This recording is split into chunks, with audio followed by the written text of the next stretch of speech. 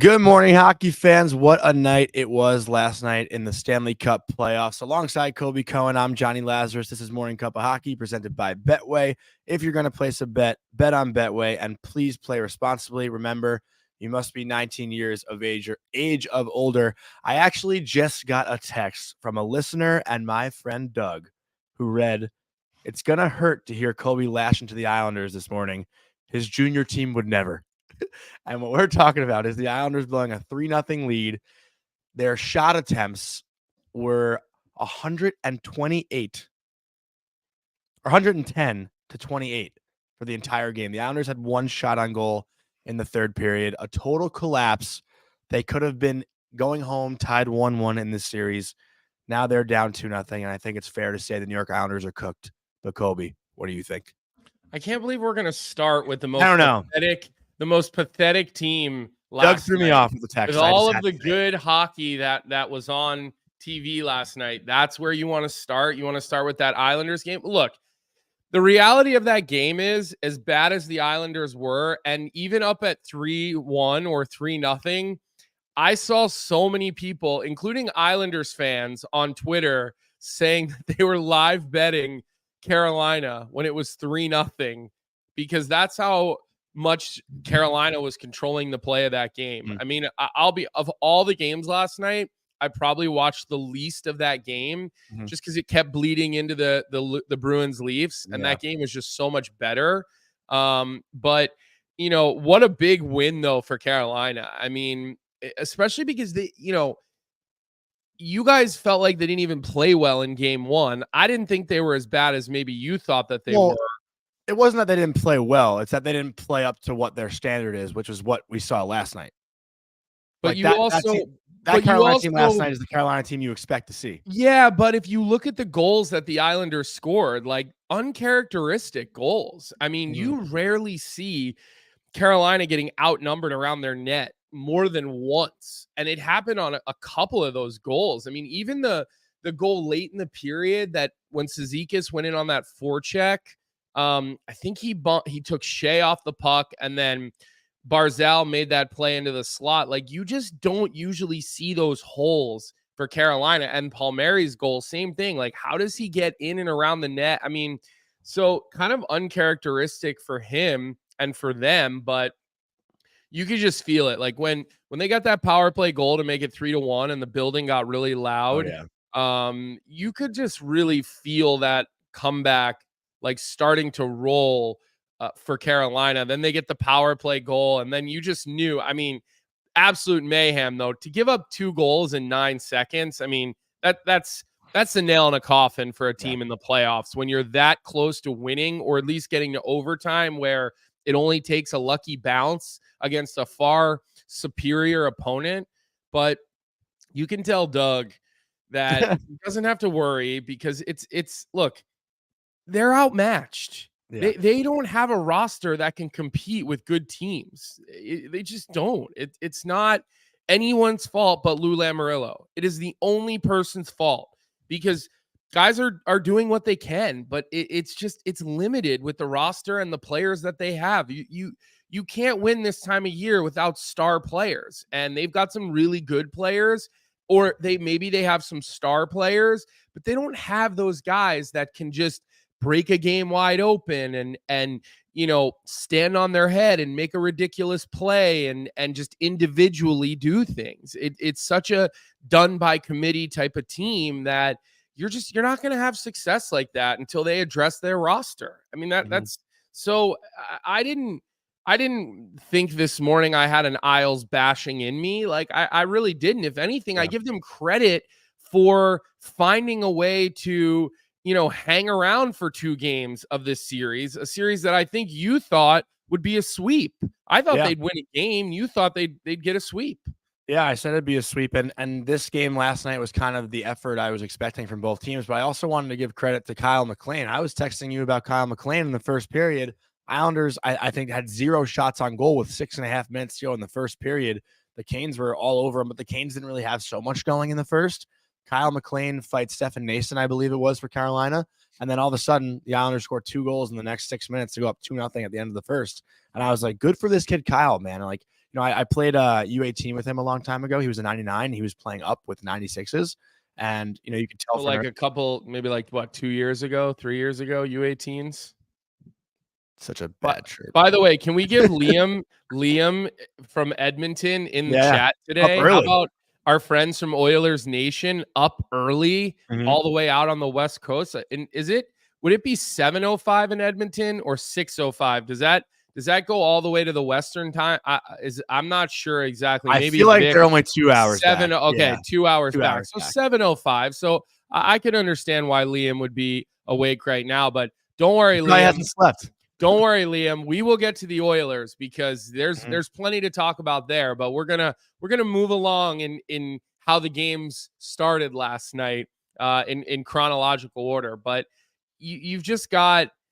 Again, like the Islanders are it's a sad bunch. They need to address their general manager and their roster. And until they do that, I don't care if, the Lord Almighty is their coach. They aren't going to win games this time of year. They're just not built for it. So do you think after that loss last night, there's no chance, right? There wasn't a chance when the series started, but no, there's. I don't know. I mean, if they were going home 1-1, but why are we? What do you mean if they were going home 1-1? They're not going home 1-1. I live in reality, not fantasy land.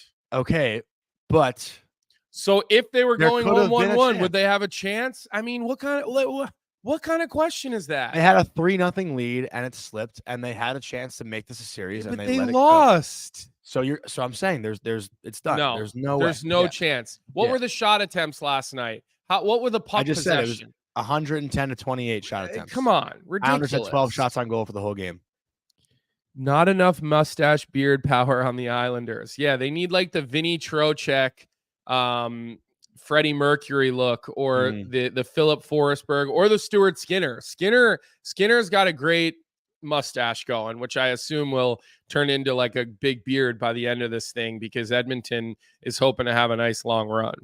Yeah, I mean, that game was awesome last night, but I don't really want to go into that one yet. I wanted to ask you one last question about the Islanders and Canes. Do we see Ilya Sorokin Game 3? Yeah, you have to. 1,000%, right? It's not even close. I mean, the last goal of the game, the Martin Nook wraparound. I mean, he's got to make that save. Like, how do you lose your feet there? I mean, and Dobson got knocked off the puck pretty easily too. Agreed. Listen, it was a string of issues, but 100% you go to Varlamov. 100%. No, Sorokin. I mean, Sorokin. Sorry, they've been playing Varlamov, but no, absolutely. But I just hope that making the playoffs didn't extend Lou Lamoriello, because what's he going to do the same thing again next year?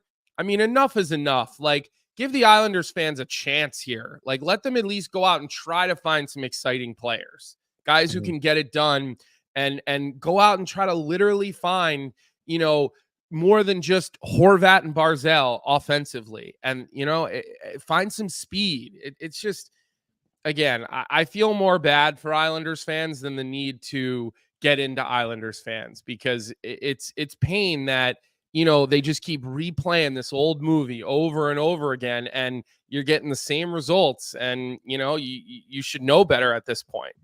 Yeah, no, well said. Let's get into the Boston Bruins and the Toronto Wait, hold Maple on. Leafs. State of Survival, who I believe is a Hurricanes fan, if I'm not mistaken.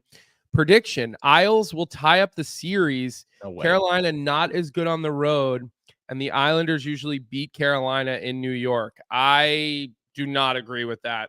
I mean, Carolina's definitely better at home in the playoffs, but I wouldn't say they usually beat the Islanders or usually lose to the Islanders in New York.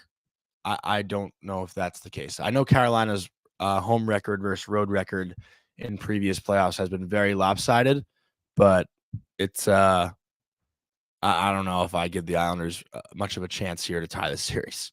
I don't see it happening. I don't see them winning 2 games in a row. Oh, State of Survival's an Isles fan. Sorry, I thought State of Survival was a Carolina fan. I guess D. Ely's a Carolina fan. Yeah. State of Survival, Isles. Okay, sorry about that. No. I guess that's I had my teams mixed up. You're good. Let's go into the Boston Bruins and the Toronto Maple Leafs. One of the probably the best game of the night, right? That's fair to say, over Dallas and Vegas, even though that game was great too. But this Toronto-Boston game had a little bit of it all. Toronto, much better execution, I'd say. Also better effort. That was a much better, just complete game from the Maple Leafs. Still have no idea what's going on with William Nylander. But Colby, what was your takeaway? Because I actually thought Linus Ullmark played really well. And I know that's going to be a conversation now for Game 4. It's pretty obvious that Swayman's going to get the start in Game 3. I feel like. I don't know if anyone's arguing that. Listen, you look at the way Ullmark played last night. I mean, he gave them a chance to win that hockey game. He made 10 Bell saves. He made all the right saves. I mean, you can't put that game on Ullmark. But at the end of the day, Toronto pulled a complete 180. I mean, that's sort of the team that I think people expected to see in the playoffs, for Toronto, based on the way that they played after the Morgan Rielly suspension. I mean, look at that save that Ullmark just made on Robertson. I mean, that is legitimate highway robbery. So, look, they'll go back to Swayman in Game 3. And honestly, even if Swayman wins Game 3, I wouldn't be surprised for them to go back to Ullmark in Game 4. I really wouldn't. They have a plan. They're going to probably rotate. And again, if you were going to give one guy the net after the way Swayman played in Game 1, that there was your opportunity to do that. So I think the goalie carousel in Boston will continue, but I think the real focus has to be on Samsonov from the way that he played. Yeah, awesome. That was a massive rebound game for him when the entire city of Toronto and probably the entire hockey world is talking about you and your position, to turn around and have an effort like that, make the saves that he did. That to me is more of a story than the way Ullmark played or even the goalie carousel in Boston, because if Toronto gets that type of goaltending, this series is going to go to Toronto. I mean, the Bruins have a depth scoring problem. They just do. I mean, you see like issues with trying to score goals. And I know Pasta gets a goal last night. And did he had a goal in Game 1? He did, right? I can't remember if he had a goal in Game 1 or not. I don't think he did in Game 1. He did not have a goal in Game 1. But again, you watch him on the power play. He's so stationary. He doesn't want to attack. I mean, there were a couple of times where, Shattenkirk had the puck up at the point, and he's so good about sort of drawing a guy in and then dishing it over to 88 and giving 88 all this time. And Pasta's just kind of flat-footed, and he's not really attacking the box. They don't have a lefty to pop out and be a one-time option there, because Maroon, in the high slot, you're saying? Well, Maroon's a righty. Yeah. So no, he's a lefty. He's a lefty. Maroon's a lefty? Yeah. So then why I guess Maroon is on that.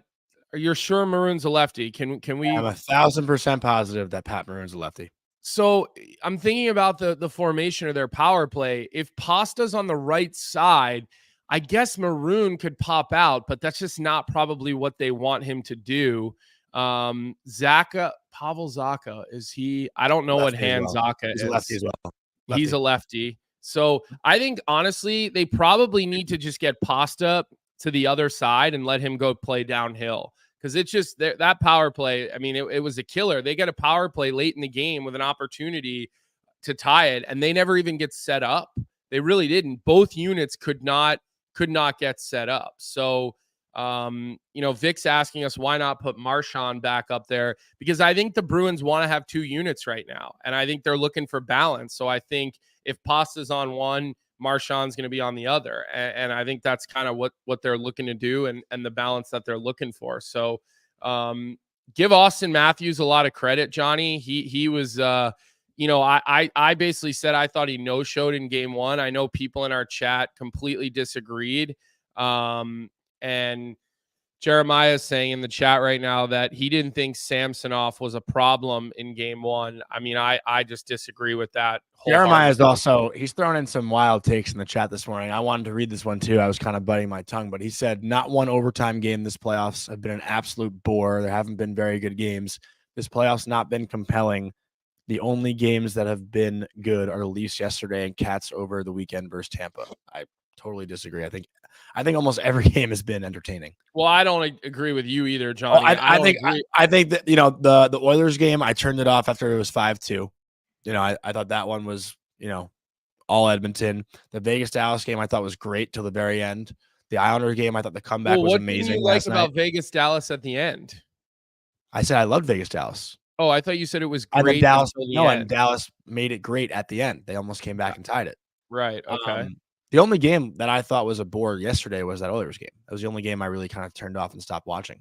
I mean, it certainly wasn't a bore in the beginning when the Edmonton Oilers came out just with their hair on fire. But, just cleaning up this Leafs Bruins game, here's what I will say. Mitch Marner needs to get going. There were some clips floating around the internet yesterday, replays of things that he's doing out there, and where Austin Matthews just raised his game to another level. It's the opposite. Marner is going the wrong way, and the Toronto Maple Leafs need to be a little bit smarter with their penalties. They really do. McCabe takes that penalty early in the game, that cross-checking penalty. I get it.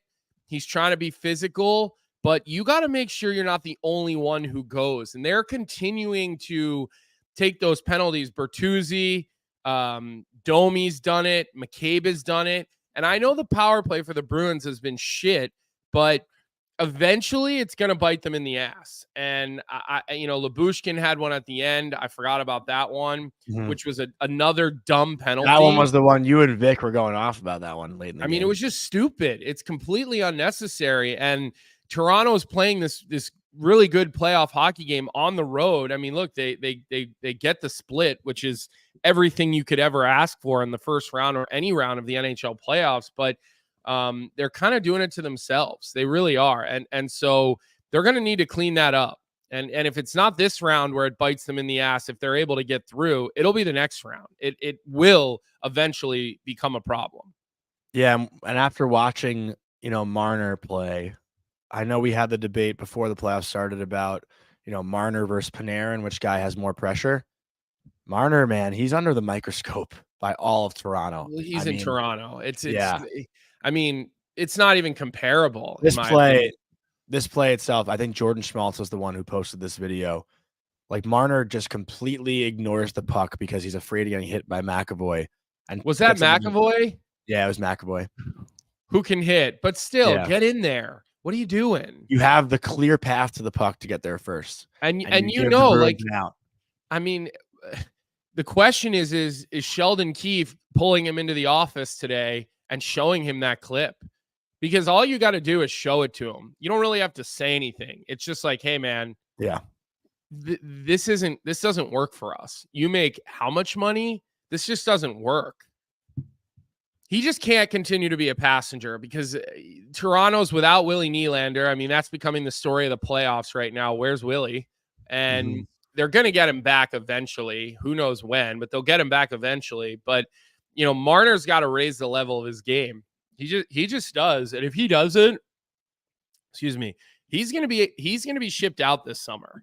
Because I don't foresee the Leafs winning a cup. No matter how they played last night, I still don't see them as a real cup contender.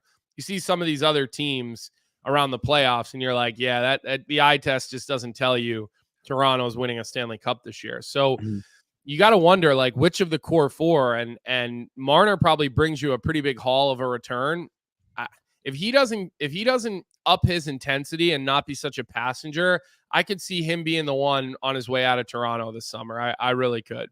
We have a comment, Tommy Anasio, and just, I feel like the conversation with the Leafs, I mean, there's nothing else to really say about that game last night, I think. Do you have any final comments? As you were. I was just saying, Tommy Anasio just wrote in the chat, despite the Isles collapse, I still think the Caps are the worst team to make the playoffs in the last decade. What do you think about that? I mean, you look at their goals for, goals against, you look at the lulls they had this season, you look at their lineup. It's, I mean, I don't, what was the, how long has he saying? It's been a decade.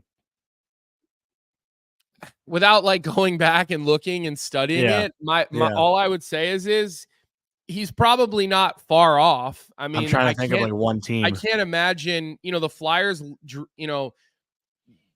snuck into the playoffs one or two times and were pretty bad, and they kind of rolled over in the first round. I remember a Washington Philly series, I don't know, 7 or 8 years ago now, that the Flyers were a pretty bad hockey team and found their way in. So I'm sure the Caps would give a run for their money. I think that the difference would be is that the Isles have better goaltending than the Caps. I think I feel pretty comfortable saying that. And they play with a lot more structure, where the Caps, they're not the most structured team, and they're not the high-powered offensive team anymore.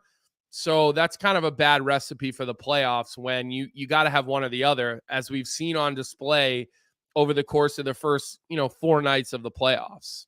Yeah, no, I think it's a good point to bring up. Worst goal differential ever in the playoffs, right? So that's something that everyone loves talking about. But I'll actually be at the Capitals morning skate today after the show, and we'll try to hear what those guys are thinking going into game 2 tonight. I'm sure I'll try to talk to Tom Wilson or something, maybe get a little quote from him about what his expectations were for this evening's game. What? How he feeling when he's not trying to goat me into a Twitter fight. He's commenting in the chat, Marner to the Hawks.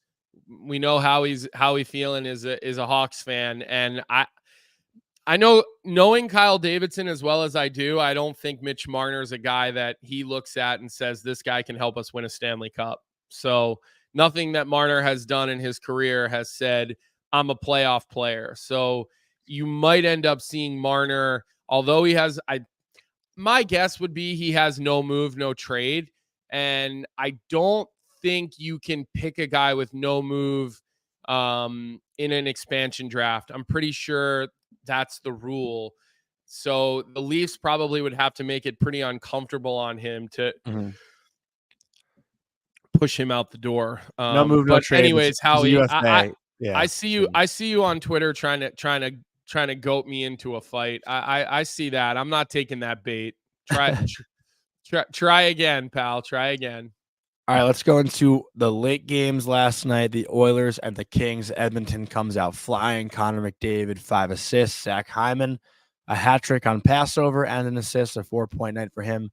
Evan Bouchard, 4 assists. I mean, the LA Kings didn't even look like they belonged on the same ice last night, in my opinion, at least at the start. I know they kind of made things interesting as the game went on, but that was all Edmonton for the first half of that game. Colby, I know you were actually up late watching it, believe it or not. For the people that watch this show every day, they know you're usually in bed early, but Colby was active in the group chat till like midnight, even 1 a.m. last night. So what were your initial thoughts of the Edmonton Oilers in the first and second period and the third? I didn't tune into the third period, full honesty. I just thought that game was done.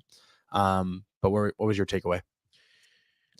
Well, they look a hell of a lot faster. I mean, the speed differential between the two teams is so astronomical and so visible that you could see why Edmonton, when they're taking care of the puck and just the plays they make. I mean, we talked about LA trying to slow them down in the neutral zone. That was kind of their only opportunity, would be to get into that 1-3-1, execute it really well, try to isolate, cut the ice in half, and turn it into a little bit of a game of inches type of situation where you're just trying to manage, field position and first downs and kind of make it ugly. And they just weren't able to do that because Edmonton came out with their hair on fire.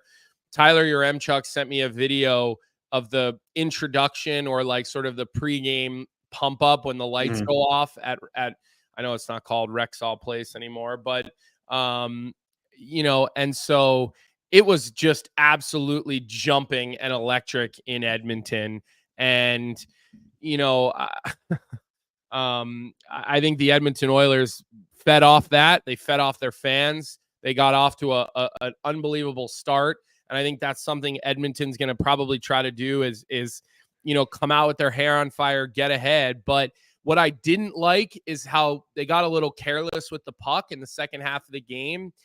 And again, they're probably going to run through this series in 5 or 6 games, but you just got to get into the playoff habit of realizing that you've got to put your foot on the other team's throat. When you get up 3, it's not the time to start mismanaging the puck. It's not time to start turning it over at your blue line, making those back diagonal types of plays as you enter the offensive zone, feeding another team's transition, because any team in the NHL is going to hurt you if you give them constant odd man rushes and constant free transition opportunities. So I loved the first half of the game for Edmonton. The second half of the game, I thought they were careless, and I don't think that's a good sign in the playoffs. I think the really good teams shut that down and they locked that up. But you look around the league, even at the other games in the West, nobody seemed to be able to do that, throughout the playoffs last night. Everybody had a hard time locking it in, other than that Bruins game that just stayed low scoring all game. But I think that the Oilers certainly get a win in game 1. McDavid has 5 points. That's what I was going to say. Our bet hit. The big guy's showing up. Exactly. Anytime goal. But at some point there's going to be a game where those guys don't score. And what else are you getting? How are you winning? When you go to your B game, if you're Edmonton, like, what is Edmonton's B game when their big guns don't have 5 points? What is their B game? That's the thing that concerns me about them, Johnny. So with that, the Kings, to me, like, I was trying to figure out last night if the Oilers played that good or if the Kings played that poorly. I don't know if I would consider the Kings to not even have a chance in this series, but what I'm talking about when you watch a hockey game, it's like, did this team win it or did that team just lose it? Like last night, to me, the Islanders played not to win. And I think that's the difference, where like Carolina obviously put their foot in the gas in the second half of that game, but that was more of the Islanders kind of folding than I think it was Carolina dominating. This game, I couldn't tell if the Kings didn't really have their game or if Edmonton was that dominant. And I was kind of wondering what you think. Am I making sense with the way I'm saying that? I feel like that could be a little confusing. Yeah, I mean, you're making sense. I just think because we could see a better effort from the Kings, right? Like, that's not what we're gonna like. You know what I mean? Look, the Kings scored how many goals last night? 4. Yeah. You get 4 goals in a playoff game, you should win. Yeah. So your goaltender needs to come up with more saves for starters, and your neutral zone's got to be better. You can't get picked apart in the neutral zone when your bread and butter is a 1-3-1. You see it. Teams who execute 1-3-1s, that is the best way to shut down an elite offensive hockey team, or either a 1-3-1 or a 1-2-2, depending on how disciplined your team is. We just saw it in the Frozen Four. I mean, and I know these are 2 different levels of hockey, but we saw the BC team, the Boston College team that was full of superstar Edmonton Oiler, talents. I mean, again, we're not apples to apples here, but I'm just saying. And then Denver gets into a 1-2-2 structure in the neutral zone, and they just create turnover after turnover. They keep the game low scoring, and they win. Edmonton is not going to win horse races against. I mean, I'm sorry, LA will never win a horse race against Edmonton, because Edmonton can run, they can gallop, they want to score, they want to play transition, get north-south quick. That is one thing that they've done a good job about is their defense. Not a lot of east-west. It's a lot of north-south. It's a lot of, two-line passes. Maybe you're going D to D. You see Nurse and Bouchard. They're not hinging pucks back and kind of bogging things down. It's north. And, you just do that over and over again. And I don't know if it was on this show or if it was on DFO. I think it might have been on DFO Live with either Frank or Tyler last week. But, we looked at that series and I looked at the D-core for the LA Kings. And I just said, this D-core having to constantly turn and play against the speed of Edmonton's top two lines concerns me. I just don't think they have the personnel to match up to it. So, I just think that Edmonton deserves more credit for pulling LA out of the opportunities to play in that 1-3-1. But I just think a lot of that is personnel related. I don't think that they have the discipline or their structure is airtight enough in order to do it against Connor McDavid shift in and shift out. Well, that brings up a good question as well. And this is actually from Vic. Is there a team that needs to score first in games more than the Kings so they can then play the trap game against Edmonton? I would only argue, although that argument went to shit last night, is that the Islanders would probably need the first goal against Carolina because Carolina can completely shut them down. But I think Vic makes a really good point here in that if you're playing catch up against the Oilers, it's probably not going to go the best for you. But again, the Oilers goaltending is never the most reliable. So maybe that's a chance that they would have if they were to go down 1-0. But I can't think of one other series where I'm like, this team has to score the first goal or they're screwed.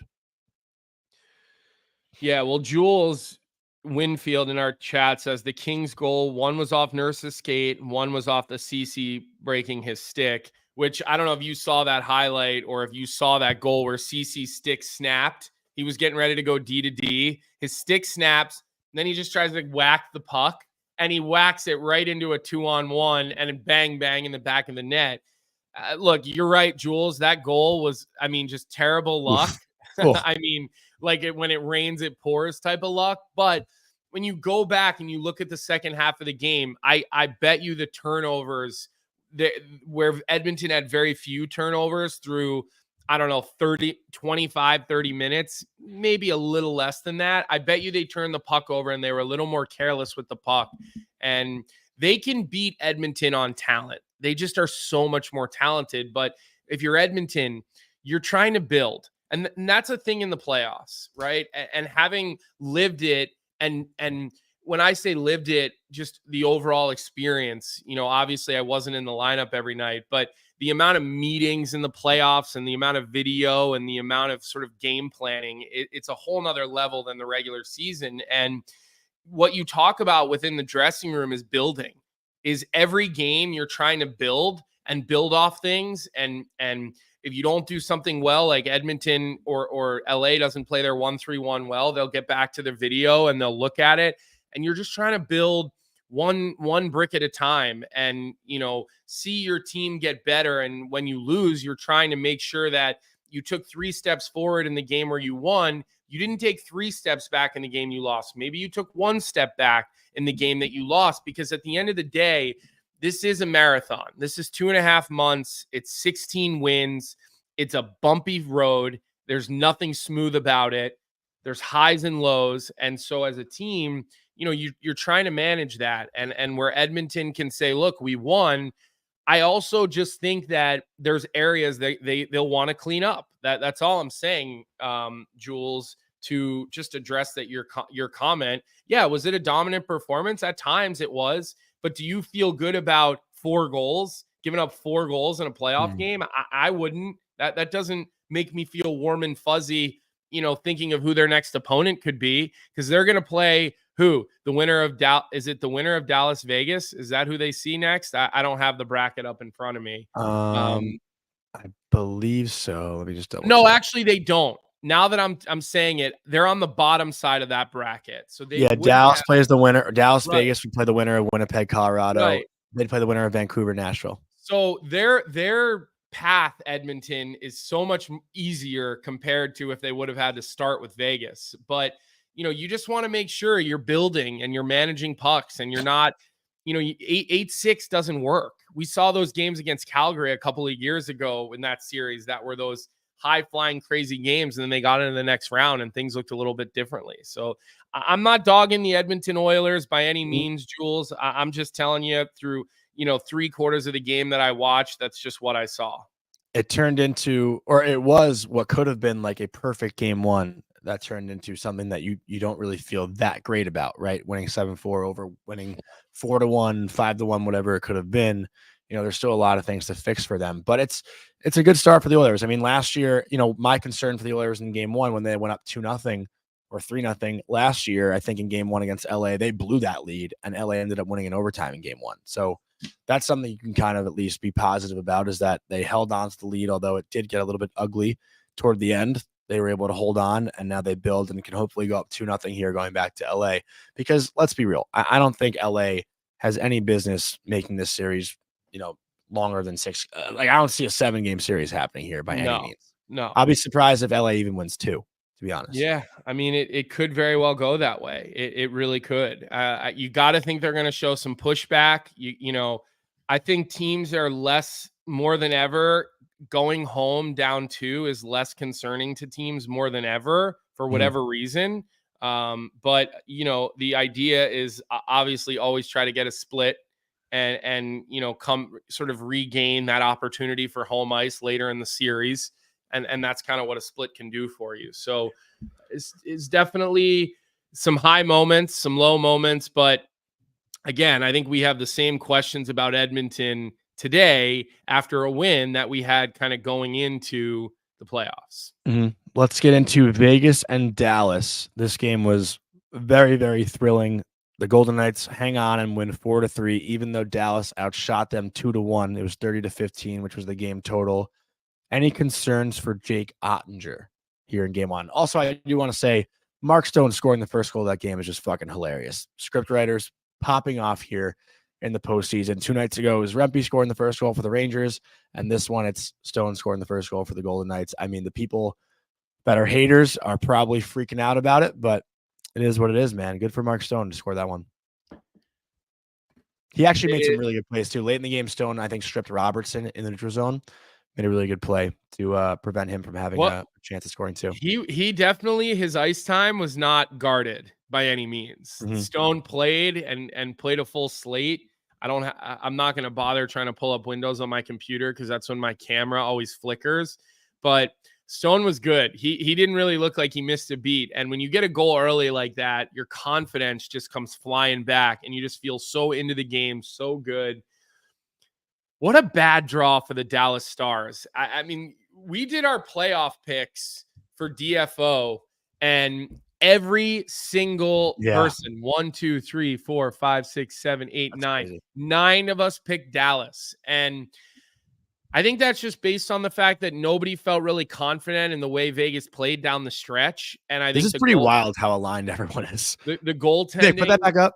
The goaltending, I think, concerned us all. None of us were super confident in Aiden Hill. So what does Bruce Cassidy do? He goes to Logan Thompson. I don't think a lot of people expected that move, but it's let's not forget, Logan Thompson was in the All-Star game a year ago.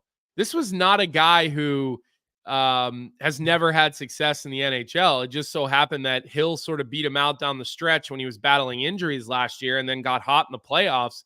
So now you've got 2 goaltenders, but this is another team where you're probably going to see Hill at some point in the series. It's another team that you're going to see 2 goalies play in the playoffs. Yeah, but you got to ride Thompson, I would assume, while he's hot, right? I mean, he had a hell of a game last night, aside from that third goal, which was a squeaker. Terrible. By Mason Marchment. But you can't, and here's the thing, you can't let that shit in playoffs.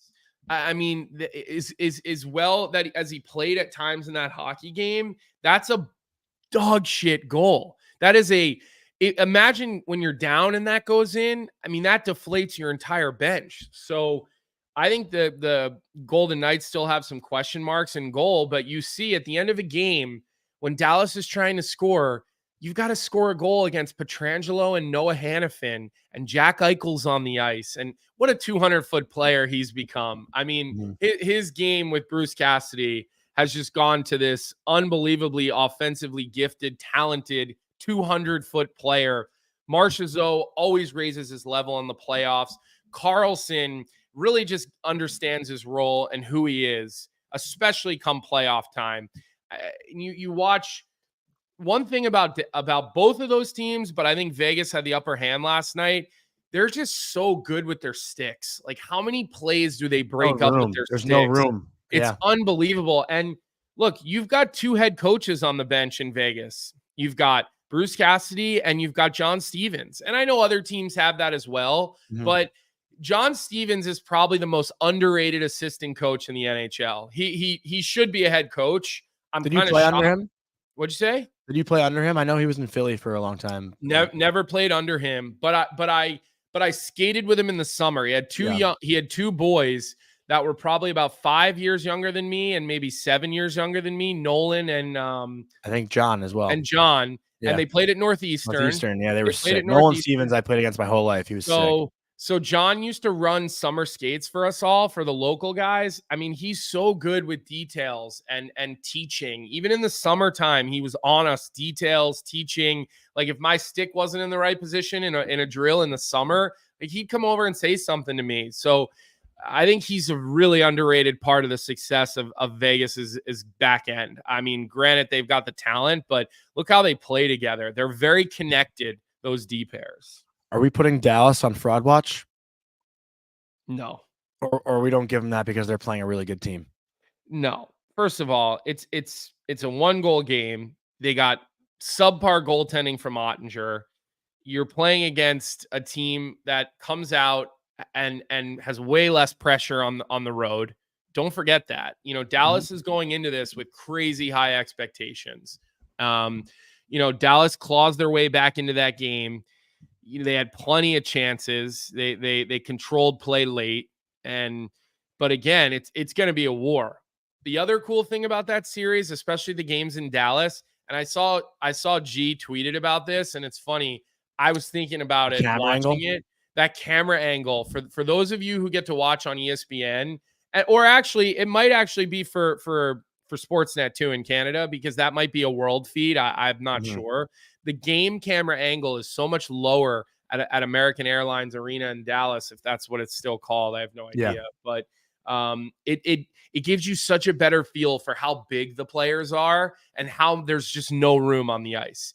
I feel like a lot of times you watch on TV and it looks like there's so much room to make plays, and I promise you at ice level there's not. And I feel like that camera angle in the Dallas game really, really illustrates that well. Let's hear from everybody in the chat. I'm curious if you guys feel that way too. The only thing that sucks about that camera angle is when the puck's on the near side, a lot of the fans are standing up. Like, I guess late in the game, they were standing up and you can't really see where the puck is on the near side. Like, late in the game in a 1-goal game, I think the last 3 minutes, all the fans were on their feet. So it was kind of hard to track the puck when it was on the near side, but like, I'm not complaining about, I'm not, it's just, that's the only negative to me about that camera angle, is that when the game is close, it's hard to track the puck on the near side. But I love that the fans are on their feet. Yeah, well, look, late in these playoff games, I mean, that's the softy by Thompson, but you just get an idea. That is the game camera. There's a reverse angle on the other side. There's one reverse on the other side, but that's not really something that you leave. That's more of a replay. It's called a reverse / camera, and that's more for replays. So that's going to be a war, that series. It really is. And war is probably the wrong term with what we have going on right now in the world. So it's going to be it's just going to be a hard series. It really is. It's going to be a battle through 7 games. I think we're going to see different goaltenders come into the series. I wouldn't be surprised if at some point you see Wedgewall if a game gets out of control. Wedgwood, sorry. I know that was a nickname or not. Yeah. It is, everybody calls him Wedgie or Wedgewall. So appreciate the correction though, just to clear that up. But that's why one of the reasons I want to stay up late is I want to feel that series. I really did. Yeah, that was a great game. Great first game. But let's get into the games tonight. And before we do that, just want to take a quick second to talk about our sponsor Perasso. The playoff preview is presented by Perasso, which is the most complete choice for shaving and beard care. Made in Italy since 1948, Perasso has been a staple of Italian culture and barbershops globally for 4 generations. So get 15% off at Perasso-USA.com with our promo code Hockey15 in all caps. Hockey15. Beard's coming in nice. I got some products on the way. Gonna keep it nice and tidy. I've never grown a beard like that long. I think in the null when I played in the playoffs, it was like a little bit down to here, but I've never really done since I've been old enough to grow a big one. I've never really done it. So curious to see how that plays out. But let's talk about Rangers. Hold on. Can we just address a couple questions in the chat? Mm-hmm. I see everybody with the LTIR comments about Vegas. Just like you saw yesterday, the GMs and hockey people, like inside, it's in the CBA, and until it gets addressed in the CBA, it doesn't really matter what anybody has to say. It's just worked out the way it's worked out for Vegas, and there's just nothing we can do about it. So it just is what it is. We've got actually an interesting comment from Weinberg 85. They're talking about your perspective from ice level or in the press box as a broadcaster, Colby. But Weinberg 85 said, this is why it's so annoying when commentators who are in the press box a mile up say a play should have done something. It's completely different when the game is on the ice. There's no space at all. But again, like, right. But, and that's the reality is that a lot of times you watching on TV have a better view because of how good cameras are now than the guys in the press box. But you also have a bunch of little TVs in your booth. So you're seeing things. You have an ISO monitor and then you have a program monitor. The ISO monitor, your producer can literally isolate things and show you while plays going on. Your producer will come into your ear and say, hey, that last rush might have been offsides. Let me show it to you in your ISO. Or, hey, watch the stick of so-and-so in your ISO. So you got one eye on the ISO and you're keeping the other eye on the ice, and you got someone in your ear, and then in your other ear, you can hear the play-by-play guy talking. So there's a lot of things going on. Me personally, I like being at ice level, which is why I do it for the Frozen Four, because they wanted, me to go to the broadcast booth for that.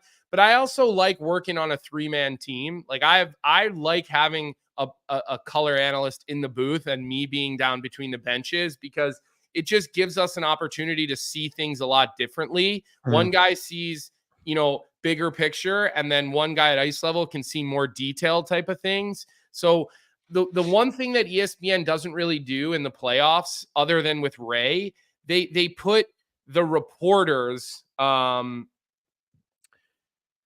they put the reporters in between the benches, and they don't have open microphones, meaning they only get their microphone open when they do a quote unquote report or a hit. I think that TNT uses more of a traditional 3-man team, or 3-person team, where you've got an analyst in the booth and an analyst between the benches. And so everybody just kind of flows it together. It's, the only crew that ESPN does that with is with Sean McDonough and Ray Ferraro, but it's the same thing that Butchie and I do for the Frozen Four. It's one upstairs and one downstairs. So there's definitely different ways to look at it. Networks do it a little bit differently. Like I said, I like the three-person team where everybody's microphone is open. I think putting a reporter between the benches is kind of a waste. It's to me, if you have a reporter, let the reporter be either in the Zamboni tunnel or next to a bench, an area where they can gather information, they can talk to coaches, they can get reports, but then utilize the between the bench spot, because it does provide such a unique perspective for the fans at home. So that would be a long answer to a short question, but I wanted to kind of talk through it and flush it out and give you guys kind of an idea of what's happening in your headsets and on your TV monitors, depending on where you were. And then a lot of times you have a third TV screen that you can draw on called a telestrator. Eddie Olczyk uses it probably more than anybody, the telestrator. If you watch the Frozen Four, I probably used it 1 or 2 times a game when necessary, but that's kind of the way that whole situation works and flows. It was a good breakdown. But yeah, people who haven't played hockey, the game you watch from a higher angle is not the game you see at ice level. It is completely different. I mean, as a fan too, when I used to go to games, I always liked, I don't know how you feel about this, Colby, as a fan, but I always like sitting higher to see the play develop. When you sit lower, it's kind of tough to see how plays are created. And I think that's something that maybe some people, when they're watching the game, don't necessarily get to grasp. Like when you see a goal scored, it's probably because a play happened, 3 to 5 plays earlier that made that goal happen. 200 feet away is normally so where many these things, breakdowns start. so many things that lead to a goal, but it's just so crazy to hear, the different perspectives of like a broadcaster at ice level versus in the press box too. And Weinberg, just so you know, I'm with you. I think at times, I think the broadcasters up in the booth, they can be a little, Make the game sound easier than it is. Exactly. And the reality is anybody who's ever sat in the first or second row or maybe third row of an NHL game just sees how big players are and how little room and how little space and how quick it is. I always say, even going back to when I was doing this for the Blackhawks, when I would be between the benches, you have the best seat. I mean, literally the best seat in the house. I get to watch, all these great teams, especially the Western teams. I'd see them a heck of a lot more often in Chicago. And it would be like humbling to be in between the benches and for an Edmonton Oiler game with McDavid and Draisaitl and just the plays that these guys can make. So, I think it's an awesome position. I just think, like I said, there's an opportunity to utilize that position better on some of these broadcasts. And then Alex K said, that's not true. Teams can't manipulate medical data for cap circumvention purpose. I'm not even saying that they manipulated players' data. I've actually been saying all along that it doesn't really matter. It is what it is. Like the rule is the rule, and it just so happens to be working out in Vegas's favor. I'm actually not one of the people that's been sounding the bell on this whole Mark Stone thing. Like I believe the guy was truly injured. Yeah. Like what player will just say, especially a captain and a guy like Mark Stone, who we know to be absolute sandpaper. Nobody wants to sit out. Just going to sit out for 2 months and watch their team struggle and be away from the team. Like no guy in their right mind is going for that. No player in their right. I mean, maybe some, but a majority are not. So I don't know if you only heard part of that conversation, Alex K, but that's not what we were saying, at all. All right, well, let's get into the games tonight because we've definitely gone a little bit off topic here. We got the Rangers and Caps game 2, the Lightning and Panthers game 2, Winnipeg, Colorado game 2, and Nashville, Vancouver game 2. Which game do you think has the most interest tonight? I actually am curious to see this Nashville, Vancouver game late at night. I thought that game 1 was awesome. And, I think Nashville might have some bite back tonight. I obviously know that's not the game to watch this evening. I think Florida and Tampa would be the one most people have their eyeballs on just because of that battle and game 1, but then Nashville, Colorado too. I think people are curious to see what happens with Georgiev and hopefully Connor Hellebuyck can play a little bit better. There's so many different storylines going into tonight's games, but which one to you stands out the most? So I'm just looking. So it's another 7:30, 9:30, 10 o'clock split. It's another 4 games on ESPN tonight. Look, I think that Florida series for me has always had the most intrigue. I just think the Rangers are going to roll. I have more confidence in the Rangers than I think most out of market fans have. I think so many people were kind of saying the Rangers were paper tigers going into the playoffs, which I just couldn't really understand. I mean, they had that 11-11 stretch this year, and otherwise they were just a dominant team all year, especially once they started to get Shesterkin level goaltending. So I don't foresee Washington having a heck of a lot of chance in that series. I just don't. I'm not saying the games won't get tight, but I just have a hard time thinking Washington has enough offensive, power to score goals against the Rangers. And the Rangers, talk about playing a good neutral zone.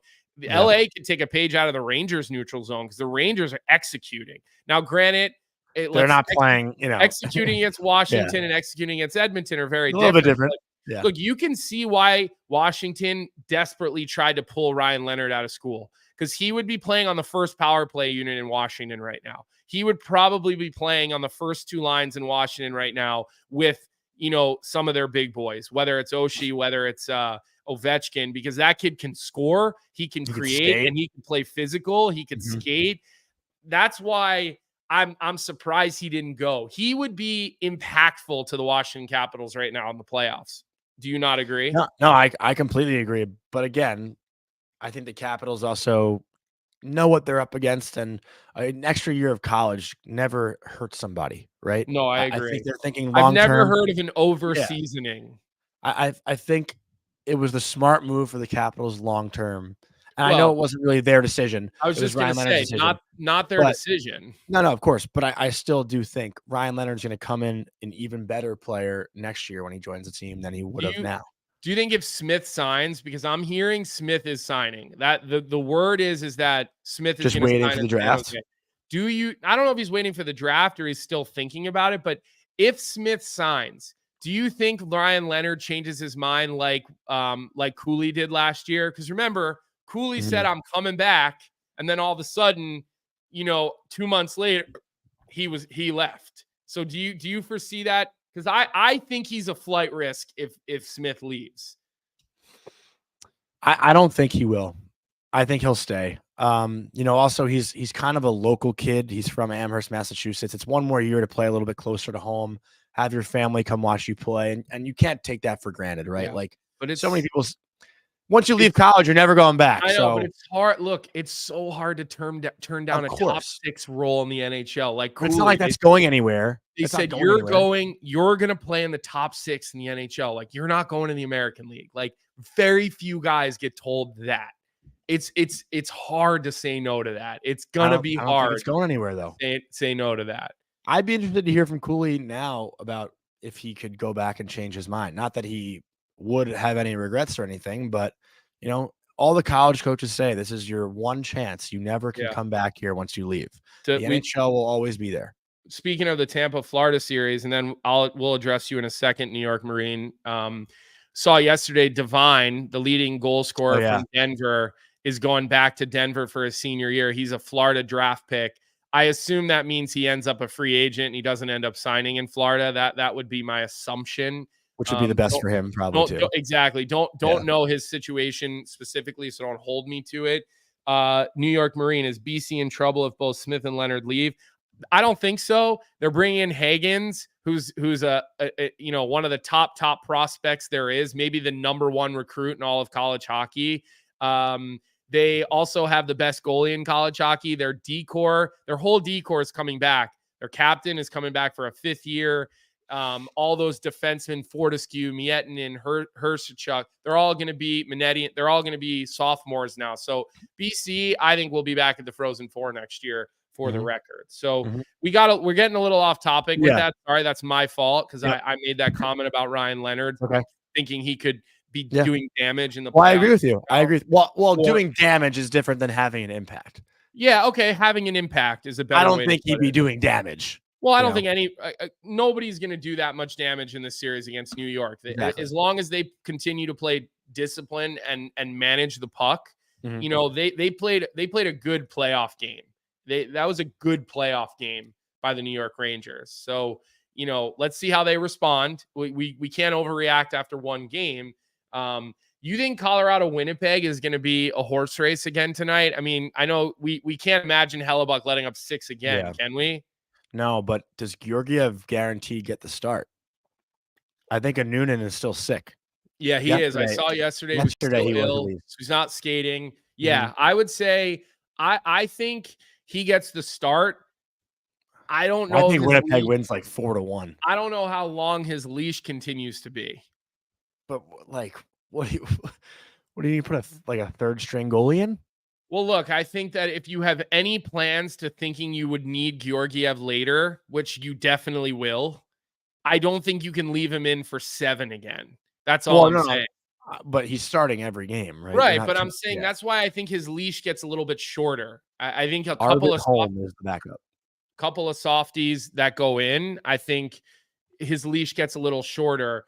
I think there's going to be big pushback from Colorado. Like, I don't foresee this being a 4-1 game. I mean, you got to give Colorado's lineup. Like, look, I don't think Taves was very good the other night for Colorado. I thought Kale made plays, but I thought defensively very leaky. They don't have Girard. So you've got Jack Johnson and Caleb Jones on that third pair, which is really not what you were planning on doing going into the playoffs. I think Makar and Taves need to up their games and come in with a little bit of a better effort. Maybe stop getting on the wrong side of the puck quite as much and thinking about protecting the goaltender a little bit more. So, but I do think Colorado will come out again with their hair on fire and try to get one early and realize they're going to have to outscore teams. They're not winning a 2-1 game. So you're going to need 4 or 5 if you're Colorado, which is difficult against Hellebuck. Do you think Colorado wins this game tonight? Chef Richard just said in the chat, Arvid Holm was actually a Jets prospect. So maybe that's a little incentive to start him. Yeah, well, I don't foresee him starting. I don't see any world where that kid's starting the game. I just don't. How much leeway do you give Yorkie? But I think you look around the league and remember this is a copycat league. Everybody went back to their guy who didn't play great in game 1 and got somewhat of a rebound effort. So I think if you're the guy, you get at least game 2. I think Andrew Raycroft did a nice job kind of explaining that to us a little bit yesterday. So I think if it's another one, then yeah, I think game 3 you see a different, or I think halfway through game 2 you might see a different guy. But you're asking me who do I think is going to win? I think Colorado's going to win. I think Colorado will even the series tonight. You? All right. I think Winnipeg wins. I think they. And so, what do you think the series will be? Do you foresee this being like a sweep or a no, not a sweep, not a sweep. I trust Colorado more at home. I mean, Colorado hasn't beaten Winnipeg once all year this year. Think back to the regular season too. But it's also very difficult to continue to beat the same team. It is very difficult. I think I had Winnipeg in 6 when we did the prediction, and I'm going to stick to that. Did you have Winnipeg as well? No, I was the only. You're the only one with Colorado. Only one that took Colorado, and look, full well knowing. I mean, I have no spine because I say Colorado all year. Full well knowing that this could go the wrong way for me, but I'm the only one of the 8 people. Look, Winnipeg, make me put my foot in my mouth. I'll be.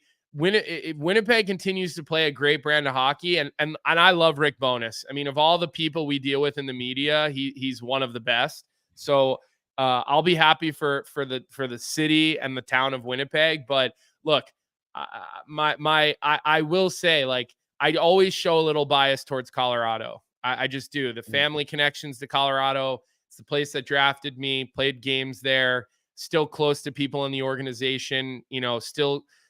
Joe Sakic remains to be one of my favorite players of all time.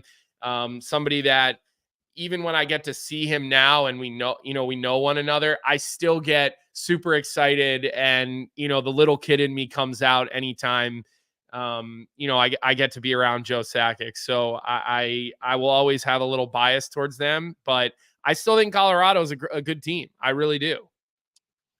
I want to correct myself. Vic made me aware that I have Jets in 7, not 6. So I will stick to that as well.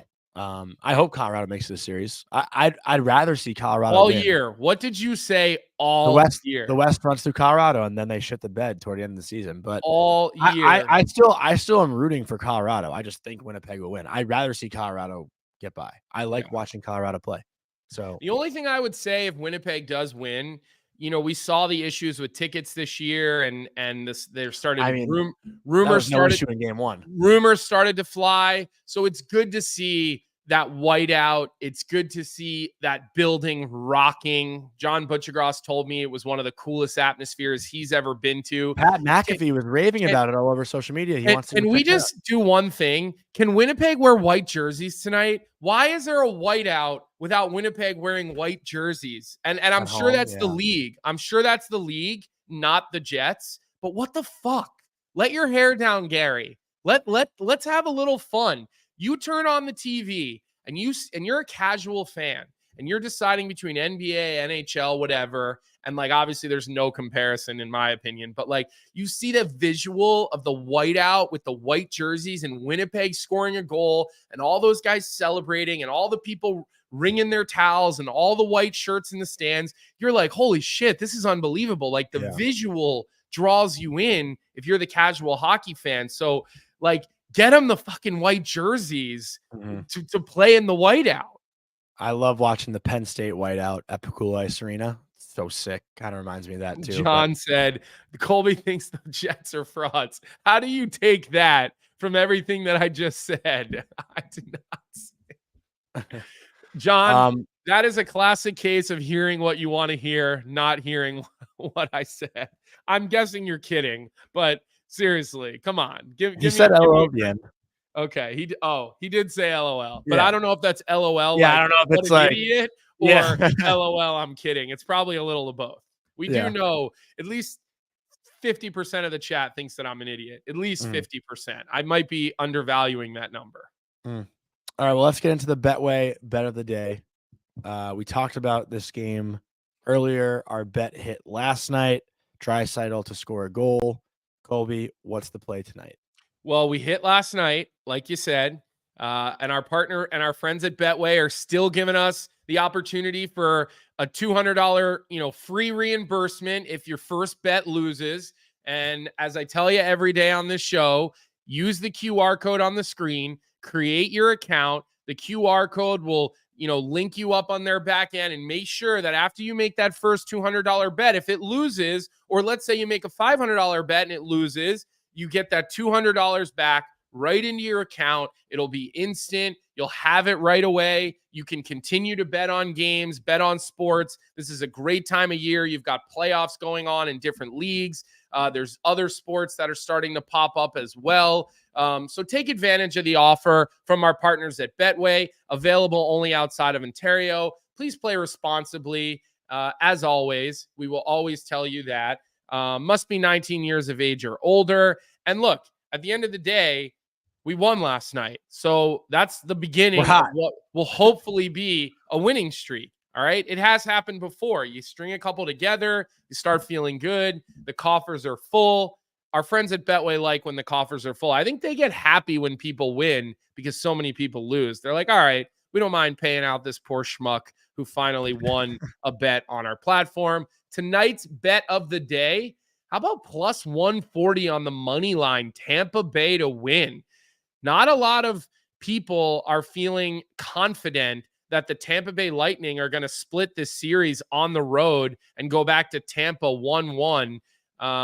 So I think plus 140 for Tampa to respond is juicy. It was a great hockey game the other night. I'm sure everybody will have their eyes on it. Vic, throw up our playoff picks. Let's see what everybody had for that Tampa-Florida series. I know I picked Tampa to win that series. Jonny also picked Tampa. I think in our playoff series, it's pretty split. You've got 1, 2, 3, 4, 5, 6 picked Tampa and 3 picked Florida. So I think a lot of people who put their picks in at Daily Faceoff will be jumping on that plus 140 Tampa Bay Lightning money line on Betway this evening to try to take advantage of that free $200 bet. I know I will. I'm excited to watch that game. I will have it on my computer during the Ranger game, try to watch it during intermission and whatnot. But a lot of action to be excited about. But Colby, before we sign off for the day, I know you've been wanting to pay tribute to a certain somebody. If you want to take the time right now to do it. Well, hold on. One last question that I think is a good question that I'm going to ask you, but it's from Catherine in the chat. Have any of the games made you question your original picks for the first round? I picked Toronto in 6, and after game 1, I said, that might not be good. But after last night's game, I feel pretty confident still on that pick. Everything else, I think, has been pretty aligned for me so far. I had Dallas, I think, in. What do you have Dallas doing in the playoffs? You had Dallas in 6. What do you? I think I had Dallas in 7. But what do you have Dallas doing in the playoffs? I have Dallas losing to Winnipeg in the second round. Got it. So So basically you're saying you're good. You're not questioning anything. I pretty much, yeah, I mean, I have Tampa in the second round. I thought they played well enough to win in game 1. I mean, they didn't play their best, but, I'm so confident they can win tonight. I had Toronto, Rangers, Carolina, Dallas, Winnipeg, Vancouver, and Edmonton, who all look pretty good. So Yeah. I'm not really concerned. You? Is Colorado your one, maybe? Not yet. I don't overreact to one game. I think these are 7-game series. But the question is, you Right, can but answer she's the question. asking, did Yeah. one game make you Yeah. sweat any of your picks? And I'm telling you right now, Catherine, no. I'm still good with all my picks. I'd say the biggest one that I'm questioning myself on right now is probably Dallas Vegas, because I just wasn't sure if Vegas was going to be able to just flip a switch. And although they did score 4 last night and win, I didn't love Logan Thompson. And ultimately, I need to feel good about a goalie through 7 games. And I think Dallas is more than capable of getting a split. You got to think Dallas wins game 2 at home. They're not going to get swept on home ice, right? So now all of a sudden it's 1-1 potentially going back to Vegas. I'd be crushing Jonny right now if he was playing these potential, fantasy land scenarios. So What do you mean? Asking that question? I'm hearing myself do a you right now and play hypotheticals, but Yeah. It's less of a fantasy land and more just a statement. It's also just okay to answer hypothetical questions. No, but it's more of a I'm making a statement rather than playing a fantasy in my head like you like to. So I'm feeling okay right now. Look, the minute I put my picks in, Catherine, I questioned everything. The minute I was doing my picks, I was questioning everything. So am I confident in things? I mean, 50-50, like any other series. You really have no idea, other than like maybe the Rangers, Carolina. There's a couple of series that are, to me, not coin flips. So, we'll see what happens with that. But good question for sure. And yeah, we'll give a little shout out to Jack Edwards, the Boston Bruins play-by-play announcer. What's funny about Jack is very polarizing guy who everybody who doesn't live in Boston hates. Everybody who doesn't live in Boston hates and thinks that he's the biggest homer in the world. Well, Jonny, you don't hate anyone. But I think homers are good. I like homers, honestly. Yeah. Well, he goes way over the top. I think being a homer is normal because your paycheck, you're not going to shit on your employer. That's the reality. When I worked for the Chicago Blackhawks, my paychecks were coming from Chicago Blackhawk hockey team. So it always puts you in a little bit of a pickle when you say something and you literally get a text from the owner or the president. So you always got to kind of be thinking about what you're saying and how you're phrasing it. It puts you in a little bit of a uncomfortable situation at times, to be honest. It's why I personally did not enjoy working directly for teams. I think you all know that I have a mouth and I'm not afraid to say things, even if they're unpopular or they're not going to sit well with people. It's just who I am. And so working for a team and kind of having such directives was definitely difficult at times. I've seen people in this chat ask me about my time in Chicago, and whatever happened or didn't happen in Chicago. And like, I'm just not even going to get into it. I think when you leave a situation, I don't need to go there. People already know it. Yeah. People already know what's going on in Chicago. I don't think I need to paint any more of a picture for you when it comes to the non-hockey things going on in Chicago pretty constantly. So anyways, Jack Edwards, not liked by anybody pretty much outside of Boston. All I wanted to say is to him, 19 years, he had a great career. He said shit that was entertaining. He stirred people up. He wasn't afraid to talk shit. Then he had to face it a lot of times, like when he called Pat Maroon fat. Then he had to go apologize to him face to face. He had to eat his crow. And the one thing I just want to tell people about Jack is if you met him off the air and off the headset, he is a very, very nice guy. He really is a very, very nice guy. Couldn't have been friendlier, couldn't have been more supportive to players on the team. There's a lot of play-by-play guys that are total assholes. Okay. Some of the Hall of Famers, are the biggest pricks you ever met. All right. I worked with one of them in Chicago. Okay. Biggest prick I ever met in the game of hockey. So, and then adversely, I've done games with Sam Rosen, who's a Hall of Famer. He's the nicest man in the freaking world. Jack Edwards, one of the nicest people I ever met and ever worked with. So good luck to him. And this will be his last couple of games because after the first round, he's out. And it'll be really interesting to see what the Bruins do as far as play-by-play goes, because I'm sure everybody and their mother will want that job. So, that will be really interesting to see, and we'll follow that situation as it goes along. Should we throw our boy his name in the hat? Tyler Murray. Would love to see him get a kick at that job. Look, I think that I think that he should be considered. I think if the Bruins want to go young, I think you couldn't do better than Tyler Murray. I think Alex Faust is a name that comes to mind. Alex Faust is great too. But I'm not sure. I think Alex Faust has his eyes set on a different job. Him and I have talked about that. I'm not going to divulge his public business, but I think Tyler should get a look. And if worse comes to worse, maybe if they were to hire somebody who does national games, maybe Tyler's a fill-in for that guy. Or if, let's say, Judd Surratt, who does the radio, were to get the TV job, Tyler could maybe slide into the radio job over in Bauston. But I think Tyler is a great young broadcaster with a bright future for sure. So we'll see what happens. Big Tyler Murray fans on this show. But Colby, any final thoughts before we just wrap up today's show?